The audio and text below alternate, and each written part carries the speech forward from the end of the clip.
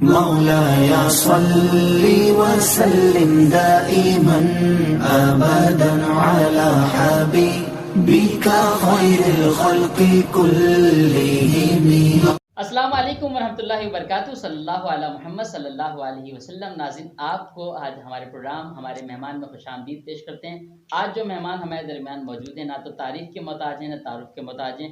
ان کی حوالے سے کچھ اس طرح میں آپ کو ان کا تعارف اس طرح سے کراتا چلوں کہ مسلک اہل سنت پہ جب بھی کوئی بات آئے آ جاتے ہیں فوری، کیونکہ آج ہمارے جو مہمان ہیں وہ ہیں محمد شاہد غوری. پاکستان سنی تحریک کے سینئر مرکزی رہنما جناب شاہد غوری صاحب موجود ہیں. چلتے ہیں اور گفتگو کا آغاز کرتے ہیں. السلام علیکم ورحمۃ اللہ. وعلیکم السلام ورحمۃ اللہ. بھائی آپ خیریت سے ہیں؟ جی اللہ تعالیٰ کی بڑی مہربانی. اللہ تعالیٰ آپ کو خوش رکھے. آپ نے اپنے قیمتی وقت میں سے ٹائم دیا. بھائی 2024 کیا کہنا چاہیں؟ بسم اللہ الرحمن الرحیم. الصلاۃ والسلام علیک یا رسول اللہ صلی اللہ تعالیٰ علیہ وسلم. سب سے پہلے تو میں یہ کہوں گا کہ نیا سال شروع ہوا ہے جی اور جو وقت گزر گیا وہ دوبارہ نہیں آئے گا.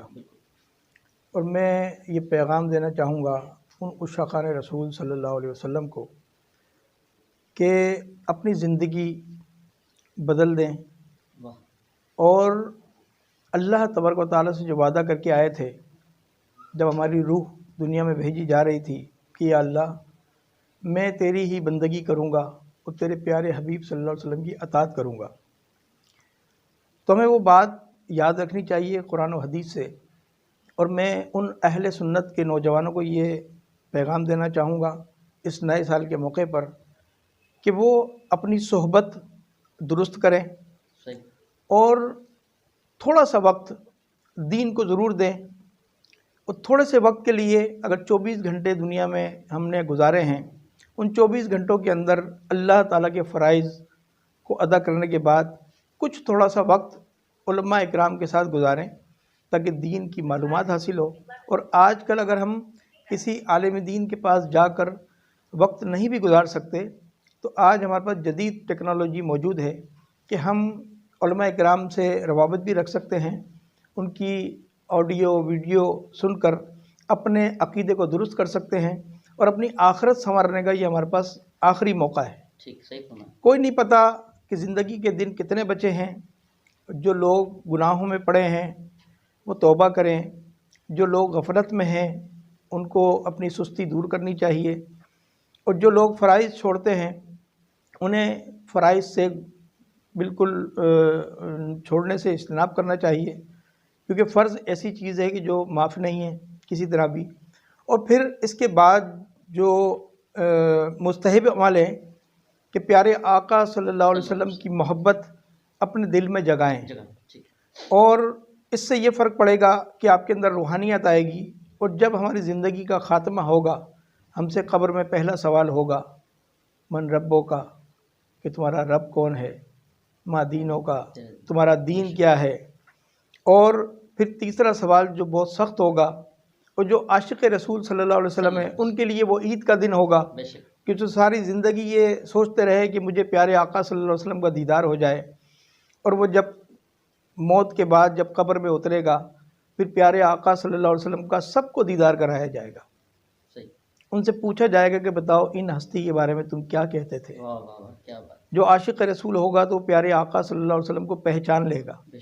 اور جس نے عشق رسول کے جھوٹے دعوے کیے ہوں گے یا عشق رسول کے نام پر دنیا میں کوئی مال کو جمع کیا ہوگا یا کوئی دھوکہ دیا ہوگا یا پھر وہ عشق رسول سے بہت دور ہوگا یا پھر عشاقان رسول پر ظلم کرنے میں ساتھ دیا ہوگا یا ان کی راہ میں روڑے اٹکائے ہوں گے، تکلیف پہنچائی ہوگی، تو شاید پیارے آقا صلی اللہ علیہ وسلم اپنا چہرہ انور پھیر لیں.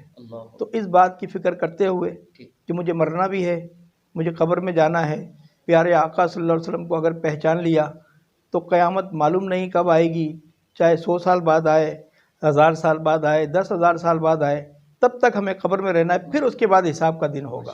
اچھا خالد بھائی، اپنا محترم جناب آپ سے یہ سوال یہ تھا شاہد غوری بھائی کہ ابھی الیکشن کا دورہ آنے والا ہے، تو اس حوالے سے کیا کہنا چاہیں گے؟ میں چاہتا ہوں کہ کچھ الیکشن کی بھی باتیں ہو جائیں جی تو ایک اچھا سما بن جائے گا. الیکشن میں آپ بھی حصہ لے رہے ہیں اور حیدرآباد کراچی کی کیا صورتحال ہے، کیا کہنا چاہیں گے، کیا ناظرین کو بتانا چاہیں گے؟ میں پاکستان سنی تحریک کے حوالے سے پہلے بات کروں گا جی بالکل بالکل.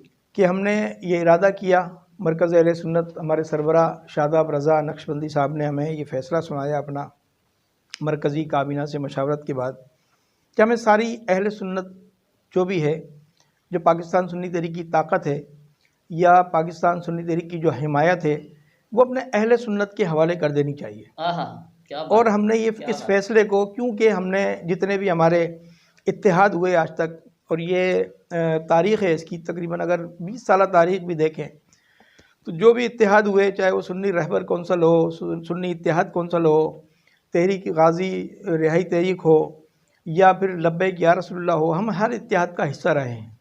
اور ہم نے الحمدللہ یہ ہم بات فخر سے کرتے ہیں، اور کوئی ہماری تاریخ اٹھا لے کہ ہم نے اس اتحاد کا حصہ رہے ہوں اور کوئی بھی عہدہ لیا ہو، بڑے عہدے سے لے کر اور ایک چھوٹے کارکن تک کے کسی عہدے میں ہم پیش نہیں رہے، بغیر کسی عہدے کے کام کیا، اور اس کے ساتھ اتحاد ٹوٹتے چلے گئے. یہ بھی ہم اللہ تعالیٰ کا شکر ادا کرتے ہیں. ہمارے قائد سنی تحریک محمد سلیم قادری رحمۃ اللہ علیہ، انہوں نے ہماری تربیت کی، انہوں نے ہمیں نظریاتی بنایا، انہوں نے ہمیں جو مسلک کا اہل سنت کا درد دیا اور اعلیٰ حضرت امام اہل سنت کے مشن کو لے کر چلے. تو ان کی ہم جو نصیحت ہیں، ان کی جو تعلیمات ہیں، ان کی جو تربیت ہے، اس کو دیکھتے ہوئے ہم نے اللہ تعالیٰ کا شکر ادا کرتے ہیں کہ ہم کسی اتحاد کے ٹوٹنے کی وجہ نہیں بنے. الحمدللہ. اور پھر ہم یہی چاہتے ہیں، اور اب اللہ تبارک تعالیٰ نے یہ احسان کیا کہ جب ہمارا فیصلہ ہوا تو ہمیں جو بھی الیکشن میں جو ہماری سیاسی جماعتیں اہل سنت کی ہیں، ان کے لیے اپنی ساری جو بھی ہماری صلاحیت ہے ان کے لیے ہم نے پیش کی. تو پھر اس طرح ہمارا تحریک لبیک پاکستان سے TLP سے ہمارا اتحاد بھی ہو گیا ہے. اتحاد بھی کوئی ایسا نہیں کہ ہم نے کچھ مطالبات کیے ہوں، انہوں نے کچھ مطالبات کیے ہوں، ہم نے ساری کی ساری چیزیں جی بالکل، ہمیں تو اہل سنت کے لیے ہی، کیونکہ پاکستان سنی تحریک نے کبھی تنظیم کا کام نہیں کیا. پاکستان سنی تحریک میں رہنے کے بعد ہم نے اہل سنت کا کام کیا ہے، اور اہل سنت کے لیے ہی پاکستان سنی تحریک آج بھی موجود ہے. کیونکہ ہمارا کوئی ایسا کام تو نہیں ہے کہ ہمارے پہلے 10 مدارس سے تو آج 50 ہو گئے ہیں، پہلے کوئی 2 مسجدیں تھیں تو 2000 ہو گئی ہوں. جتنی بھی مساجد پر کام کیا، کوئی پاکستان سنی تحریک کی نہیں ہے، کوئی مزار پاکستان سنی تحریک کا نہیں ہے، کوئی ادارہ پاکستان سنی تحریک کا نہیں ہے، مگر پاکستان سنی تحریک ہے. تو عقائد و نظریات کی بنیاد پر انشاءاللہ آگے بھی جو ہماری قربانیاں ہیں وہ پیش کرتے رہیں گے. اور جتنی جان کی قربانیاں دیں کارکنان نے اور قائدین نے، 2 قیادتیں شہید ہو گئیں، اس پر ہم نے کسی پر احسان نہیں کیا، بلکہ جتنے بھی ہمارے کارکن ذمہ داران ہیں، آج بھی ہم شہادت کی تمنا رکھتے ہیں اور اللہ تعالیٰ سے روزانہ دعا کرتے ہیں کہ اللہ تعالیٰ جب بھی موت آئے تو ہمیں ایمان پر خاتمہ ہو اور شہادت کی موت نصیب ہو. تو اس طرح ہم نے تحریک لبیک کے ساتھ ہم نے یہ اتحاد کیا ہے، اور بلکہ ہم یہ چاہتے ہیں کہ اہل سنت کی باقی جماعتیں بھی وہ ایک جگہ جمع ہو جائیں، کسی کے سامنے کسی کا ٹکراؤ نہ ہو. تو پھر تحریک لبیک پاکستان نے پھر میرا نام چوائس کیا، ہمارے قائدین نے، رہنماؤں نے، اور بلال عباس قادری ان کا نام چوائس کیا، ہمارے مرکزی رابطہ کمیٹی کے رکن آفتاب قادری. تو وہ دونوں صوبائی اسمبلی کے اس پر ہیں، حلقے سے کھڑے ہیں. میں بھی کیا نام ہے قومی اسمبلی کے ایک حلقے سے نمائندگی کر رہا ہوں، 237 103 اور 91. تو انشاءاللہ تعالی ہم اہل سنت کے ساتھ ہیں. کامیاب ہوں تو یہ اللہ کی رحمت ہوگی، ناکام ہوں گے تو پھر آزمائش سے گزریں گے، اور آزمائش اسی پر آتی ہے جس سے اللہ تعالیٰ محبت کرتا ہے. بہت شکریہ شاہد بھائی، آپ نے بہت خوبصورت سی بات کم وقت میں بہت سارے جو ہے ہمیں موتی عطا فرمائے. اللہ کریم آپ کو آباد و شاد رکھیں. بھائی آخر میں کیا بات کہنا چاہیں گے؟ کوئی ناظرین تک پیغام، سنیوں کا نام پیغام، یا رسول اللہ کہنے والوں کے نام پیغام؟ میں آخر میں یہ پیغام دینا چاہتا ہوں کہ آج پاکستان میں جتنی سیاسی جماعتیں ہیں ان سب کی باری آتی ہے، اور ہر تنظیم، ہر جماعت، چاہے وہ پاکستان پیپلز پارٹی ہو، چاہے وہ پاکستان مسلم لیگ ہو، چاہے وہ تحریک انصاف ہو، ہم دیکھتے ہیں کہ سب کی باری آتی ہے، اور ہر باری پر وہ جماعت جو سیاسی جماعت ہے کہتی ہے کہ میں سب سے بڑی جماعت ہوں.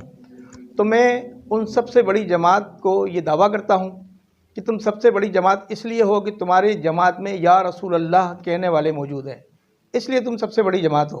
اب میرا سوال ان یا رسول اللہ کہنے والوں سے ہے کہ اگر تم سیاسی جماعت میں موجود ہو اور اس سیاسی جماعت میں یہ دیکھ لو کہ تمہاری سیاسی جماعت کیا ختم نبوت کے خلاف تو نہیں ہے؟ کیا تمہاری جماعت تحفظ ناموس رسالت کو مانتی ہے؟ کیا اس کے لیے اقدامات کرتی ہے؟ کیا وہ سیاسی جماعت قادیانیوں کی ہمدرد تو نہیں ہے؟ کئی ایسی سیاسی جماعت کہ جو ملک پاکستان کے لیے خطرہ ہو اور غیر ملکی ایجنڈے پر کام کر رہی ہے، تو پھر ہمیں یا رسول اللہ کہنے والوں کو میرا یہ پیغام ہے کہ وہ اپنا ایمان بچائیں اور اپنے ایمان کی فکر کریں اور پیارے آقا صلی اللہ علیہ وسلم سے محبت رکھتے ہوئے ان لوگوں کا ساتھ دیں جو دین متین کی خدمت کرنا چاہتے ہیں، اس پاکستان میں نظام مصطفیٰ کا نفاذ چاہتے ہیں، اور اس پاکستان جو بنا تھا یہ نظام مصطفیٰ کے لیے ہی بنا تھا، مگر اب تک ہم اس بات کو ادھورا سمجھتے ہیں، اور انشاءاللہ ہم اپنے تن من دھن سے انشاءاللہ تعالی اپنے لیے اپنے اس ملک کی وطن کے لیے، پاکستان کے لیے جو ایک آزاد وطن ہے اور پاکستان اسلام کا قلعہ ہے، اس کو حقیقی معنوں میں اسلام کا قلعہ بنانے کے لیے نظام مصطفیٰ کے نفاذ کے لیے ہمیشہ کوشش کرتے رہیں گے، اور آپ کو بھی کرنی چاہیے۔ تو یہ پیغام ہے میرا یا رسول اللہ کہنے والوں کو کہ اب یہ وقت آ گیا ہے کہ ہم اپنے ووٹ کی طاقت سے یہ فیصلہ کر لیں کہ ہم اہل سنت کے لیے کام کریں گے، یا رسول اللہ مدد کے لیے کام کریں گے، یا غوث اعظم مدد کے لیے کام کریں گے۔ ہماری یہ مدد المدد یا غوث اعظم کس کے لیے ہوگی، المدد یا رسول اللہ کس کے لیے ہوگی؟ تو میرا یہ پیغام ہے، اللہ تعالیٰ مجھے آپ کو سب کو عمل کی توفیق عطا فرمائے اور ایمان پر ہم سب کا خاتمہ ہو۔ بہت شکریہ۔ انشاءاللہ ناظرین، آپ کو ہم شاداب بھائی سے بھی ملاقات کرائیں گے آپ کی، اور انشاءاللہ محترم بلال عباس بھائی سے بھی آپ کی ملاقات کرائیں گے آئندہ ہفتے، جب کراچی انشاءاللہ ہم نے جانا ہے مختلف ریکارڈنگز پہ۔ تو اجازت دیجیے، السلام علیکم ورحمۃ اللہ۔ پاکستان زندہ باد۔